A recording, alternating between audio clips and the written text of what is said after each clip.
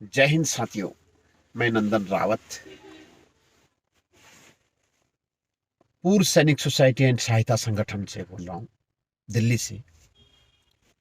मेरा आप सभी से समय समय पर मैं आपको अपनी उपस्थिति दर्ज कराता हूँ कि हमारी सोसाइटी जो काम करती है उसको हम आप तक ही पहुंचाते हैं, खाली मीडिया में हो हल्ला नहीं करते हुए आपको बता देना चाहते हैं। हमारी सोसाइटी ने एक मांग रखी थी पूरे देश के सैनिकों के लिए कि जब पूरे देश के सैनिक हमारे दिल्ली में आते हैं तो उनको रहना खाना पीना नहीं मिलता है।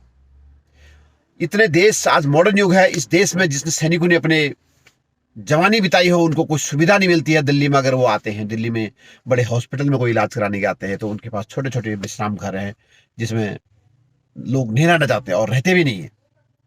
और सुविधा के लिए भी हमने ये कहा था कि भाई एक मंच के नीचे एक प्लेटफार्म में सारी सुविधाएं हमारे दी। जो कि दिल्ली से आएगा, अब वो कहीं बेस में जाता है, कभी कैंटीन के लिए कहीं और जाता है, कभी जिला सैनिक बोर्ड के लिए कुछ और कराना कोई और जाता है, कहीं आर्मी रोड का काम कुछ और होता है, एक गाड़ी लेनी होती है तो उसको कुछ और होता है। इसलिए इस युग में हमने एक मांग की थी कि एक छत के नीचे 1000-2000 गज का एक जगह लेकर उस छत को 10 मंजिल बनाकर सबसे नीचे पार्किंग दे दो, उसके ऊपर ऑफिस दे दो, कहीं ईसीएचएस, कहीं हॉस्पिटल, कहीं, ये सारी मांग हमने एक रखी थी, भारत सरकार को दिया था और भारत सरकार ने वो मांग मानी भी है। भारत सरकार ने वो मांग मानने के बाद उसमें जगह लेने के लिए, जगह ढूंढने के लिए बताया गया था। तो हमने कुछ जगह भी ढूंढ के बताई इनको कि ये रोहिणी के साइड में, और कुछ फिर उसके बाद कई साल होने के बाद भी हमने उसमें आरटीआई भी लगा है। इस वीडियो के नीचे हम आपको आरटीआई भी डाल रहे हैं जो हमने उनको पूछा और उनका जवाब। हम अपने आरटीआई नहीं डालेंगे, उनका जवाब डालेंगे। तो मित्रों, हमने ये वेलफेयर बहुत बड़ी कार्रवाई है आप सबका ये देश में जो हमारी सोसाइटी करती है। अगर कोई एक काम करना है, उस काम को पहले करती है, उसके बाद दूसरे में हाथ डालती है। पहले हमने रोजगार के लिए काफी लोगों को रोजगार के लिए वो किया। तो इसमें हमने डीजीआर से, जो कि हमारी जो जेसीओ जो हमारे ऑनरी कैप्टन होते थे, उनको सिक्योरिटी सुपरवाइजर लगा देते हैं, ऑफिसर अधिकारी लोग। वहां हमने वो काम किया, उन्होंने मानी, वो सारी शर्तें मानी, भले हो नहीं पा रहा हो, लेकिन क्योंकि वो हमारी गलतियां हैं, हम एक नहीं है। उसके बाद हमने सेना के अंदर जो रेजिमेंटल शॉप होती थी उस पर हमने दिल्ली हाई कोर्ट गए, हम जीत के आए और वो हो चुका है, ग्राउंड में आपको दिखाई दे रहा है। ऐसी डीजीआर का भी वो दिखाई दे रहा है। तीसरी चीज के लिए हम गए थे, सीनियर सिटीजन को हॉस्पिटल में लाइन नहीं लगना चाहिए। बड़े ऑफिसर आते हैं तो आगे चले जाते थे, लेकिन जवान पीछे रहता था और जो बुड्ढे होते थे 80 साल के, उन पर वो नहीं होता था और उनको कोई दिखाई नहीं था और उनको एक रेफरल बनाया जाता था। तो हमने वो सीनियर सिटीजन जो हमारे जवान 80 साल से ऊपर हो चुके हैं, 70 साल से ऊपर हो गए हैं, उनको कोई रेफरल की जरूरत नहीं, उनको किसी की लाइन की जरूरत नहीं है, वो सुविधा हमने करवाई। ये सब सोचो, ऐसी एक संस्था है जो आपके लिए काम करती है, जो दिखाई तो नहीं देता है लेकिन आपको महसूस कराएगी। तो सबसे बड़ी पुरानी सोसाइटी है। आजकल बहुत सारे आ गए हैं, कई वीर बहादुर भोईसाला आ गए हैं, कई बोलते मैं फेडरेशन बनाऊंगा। अर्जुन सिंह राठौर बोलता जी मैं फेडरेशन बनाऊंगा। क्या खाक बनाओगे तुम फेडरेशन? केवल सुविधार को लोगों को, आप किसी जवान का तो उसमें एंट्री नहीं दे रहे तुम अपने मेंबरशिप में। तुम क्या करोगे? तुम खाली बोला हम ये कर देंगे जी, वो कर देंगे जी। एक काम भी अगर तुमसे हो जाएगा उस दिन आप मेरे को बोलना, आप जिस दिन तुम्हारे से एक काम पर ओबे हो जाए। अभी वो एमएसपी के लिए जब हमने शुरू में बोला था, 2 सोसाइटियां कोर्ट गई थी, वॉइस और एडीसी। हमने कहा तुम अपनी पिटीशन दिखाओ पहले, उसमें पिटीशन में लिखा क्या है, तो संविधान के दायरे में है या नहीं है। लेकिन इन्होंने हमारी पिटीशन को, हमको पिटीशन नहीं दिखाई। ये चले गए high court, Delhi high court में चले गए, कई साल लगे इनको। इन्होंने किसी से सलाह नहीं ली कि हम लोगों से अगर सलाह लेते तो शायद ये आज ऐसा नहीं, नौबत नहीं आती। तो ये लोग सीधे हाई कोर्ट चले गए। कई साल इन्होंने हाई कोर्ट में अपनी समय बर्बाद किया, जवानों को गुमराह किया, कहीं पर कुछ, कभी पैसे लिए। वीर बहादुर ने तो कई बार इकट्ठा किया इस ड्यूरेशन में कि भाई हम आपको एमएसपी दिला देंगे, ये कर देंगे, कभी हो गया, कभी ये हो गया। खूब पैसे इकट्ठे किए इन्होंने, सब ढाक के 3 पात। उसके बाद जब हाई कोर्ट ने इनका केस क्लोज कर दिया तो ये चले गए सुप्रीम कोर्ट में। सुप्रीम कोर्ट ने भी इनका केस खत्म कर दिया। मित्रों, संविधान से बड़ा कुछ नहीं होता है। संविधान जो लागू किया गया है, संविधान के अंतर्गत हाई कोर्ट सुप्रीम कोर्ट भी नहीं है, सरकार के अंडर होती है। हाई कोर्ट और सुप्रीम कोर्ट सरकार के अंदर होती है, ये चीज याद रखना पड़ेगा आपको। हाई कोर्ट के अंदर होती है। सरकार कौन चलाता है? जब तक हमारे बंदा पार्लियामेंट में नहीं जाता है। जब हम पार्लियामेंट में जाएंगे तब हम वहां से कानून संविधान बनाएंगे। अब संविधान ही नहीं है तो हम हाई कोर्ट क्या करेंगे हम? और वीर बहादुर ने तो इवन इतने कोर्ट डाल रखे हैं, इतने कोर्ट केस कर रखे हैं, इतने कोर्ट केस कर, एक भी हल नहीं हुआ इससे इन लोगों से। अरे वॉइस वालों, राजीव बहल और ये वीर बहादुर, तुम चुल्लू में डूब मरता, तुमने जवानों का बहुत नुकसान कर दिया है। जो सरकार काम करने वाली है ना, हाईकोर्ट पर जब हिस्से में सरकार भी उस काम को नहीं कर सकती है।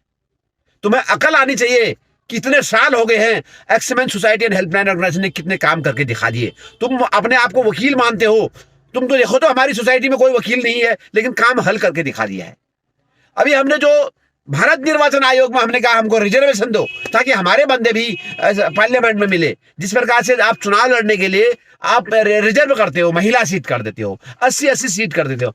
हमारे संविधान में लिखा है कि पूर्व सैनिकों का एक ऐसा सुरक्षित सीट करो जो 10% हमारे जो स्ट्रेंथ के हिसाब से हमारे को वहां पर रिजर्वेशन दो चुनाव लड़ने के लिए। उसमें केवल पूर्व सैनिक ही लड़ेगा। जब वो पूर्व सैनिक लड़ेगा तो पार्लियामेंट में भी जाएगा वो, क्योंकि वो दूसरा सीट होगा ही नहीं वहां पर, तो हमारी बातों को उठाएगा वहां पर। अगर पार्टी वाले किसी नेता को अगर बनते हैं तो वो पार्टी का वो नहीं कर पाएगा। इसलिए मैं ये सबको जानकारी, पूरे देश के भारत देशवासियों को मैं जानकारी देने के लिए, ये जनहित संवाद का चैनल है, इसमें कभी भी आपका ऐड नहीं आएगा। ये हमने पैसे कमाने के लिए नहीं रखा है, इसमें ऐड नहीं आएगा। आप डायरेक्ट इसको इस चैनल को आप देख सकते हैं और बिल्कुल सच्ची बातें होंगी, इसमें कोई झूठ बात नहीं होती है। और जो हम करते हैं, जो हम ओबे करते हैं, वो करेंगे। अभी दिल्ली के अंदर आज आपको सुविधा मिलने वाली है और दिल्ली की एक नई सरकार भी आ गई है भाजपा की। हमारी बातें चल रही है वहां पर और शायद जल्दी हो जाएगा, आपको मैं बता देना चाहता हूं। उसके साथ साथ भारत निर्वाचन आयोग का हमारा केस चल रहा है। और तीसरा, हमने बड़ी मांग रखी है कि जो परमिचर रिटायरमेंट की, जो पहले 2014 के बाद जो परमिचर रिटायरमेंट आया उनको सुविधा नहीं मिलती थी, तो ये पहले ऐसा कोई कानून नहीं था जब वो भर्ती हुए थे, तो उसको कोर्ट में अगर चैलेंज होगा, AFT ने उसको मंजूर कर दिया। तो ये होता है काम। अगर आप लोग इस प्रकार से कभी जी हम ये बनाएंगे, कभी वो बनाएंगे, अपने पैसे इकट्ठे करेंगे, कभी ये करेंगे, कभी वो करेंगे, तो कुछ हल नहीं हुआ तुम्हारे से। हमने हर एक को सपोर्ट किया, भले वो वॉइस को हो, भले फेडरेशन को हो, सपोर्ट किया हमने। लेकिन ये इनकी अपनी बपौती मानने लगे हैं, अपनी बपौती सोचने लगे हैं सोसाइटीज को। अभी जो अर्जुन सिंह राठौर भी जो है ना, अपने उनको उसमें जो है ना एक चैनल चलाता है लोकेंद्र, कैप्टन लोकेंद्र, उसको तो यही पता नहीं है कैसे कैसे कैसे सर्विस करके आया लोकेंद्र, मुझे यही पता नहीं है। लोकेंद्र थोड़ा सा अगर मेरी बात सुन रहा है तो थोड़ा सा देख ले कि भाई किस प्रकार से कार्रवाई होती है दिल्ली में, हम कैसे काम कर रहे हैं, कैसे हमने यहां पर पास कराया है। पूरे उसमें एलजी साहब ने भी एक्सेप्ट कर दिया, पूरे दिल्ली एरिया अधिकारी ने भी ओके किया है, सभी हमारे जो प्रतिनिधिमंडल ने सबने ओके किया, और कैसे हमने वो कार्रवाई की है ताकि पूरे देश के सैनिकों को एक छत के नीचे सारी सुविधा मिल सके। अगर आपको गाड़ी चाहिए उधर, अगर आप दिल्ली आएंगे वहां से सीधे गाड़ी ले जाओ, आप ऑनलाइन है। आपका जो ECHS जो कार्ड है वहीं पर आप उसको पंच कीजिए, वही हॉस्पिटल में वही सब कुछ हो जाएगा। वहां आपको वहीं पर आके इधर उधर भटकना नहीं पड़ेगा। दूसरा, आपको CSD में कार चाहिए, वहीं पर आपने कार को कैंटीन में डालो और वहीं पर आपको फॉर्म भरो, वहीं पर आपको फाइनेंस होगा, वहीं पर आप कार ले जाओ। आपको देरी नो देरी। क्यों जवान क्यों भटका खाए भाई?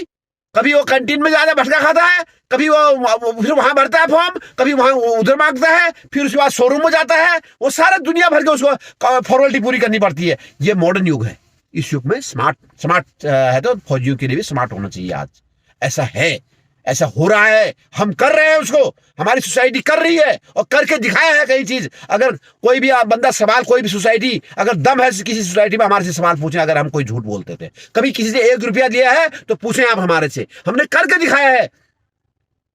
मित्रों, आप सबका सहयोग चाहिए हमें।